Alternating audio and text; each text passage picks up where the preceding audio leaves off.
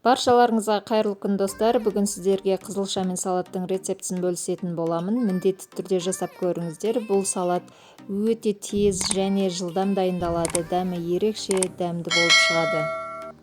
Салатымызды дайындау үшін алдымен біз қызылшамызды пісіріп дайындап аламыз және қияр, пияз керек болады. Ең алдымен біз пиязымызды майда кубиктап турап аламыз.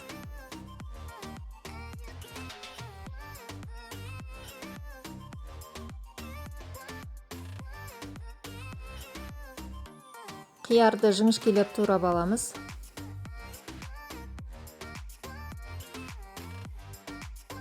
Қызылшамызды үккіштің үлкен көзінен өткіземіз.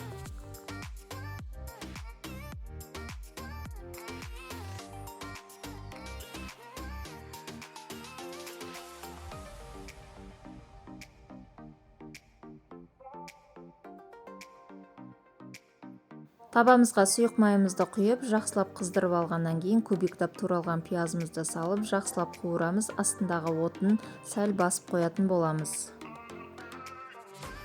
Міне біздің пиязымыз жақсы болып қуырылып жатыр. Енді оның үстіне бір шай қасық қантымызды салып, тағы да жақсылап араластырып қуыратын боламыз. Қант қосқан себебіміз түс береді және дәмін өте ерекше қылады. Қызылшамыздың үстіне қиярды және тұзды, қуырылған пиязымызды, майонезімізді салып, жақсылап араластыратын боламыз.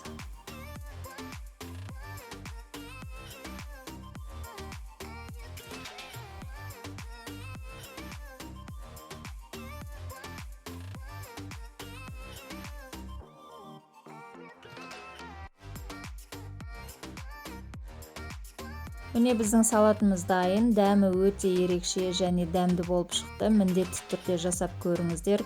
Менің рецептім ұнап жатса, достарыңызға жіберуді ұмытпаңыздар. Және арнама тіркеліп, лайк басып, комментарий қалдырып, қоңырауша белгісін басып кетіңіздер. Менімен бірге болғандарыңызға рахмет. Ас болсын.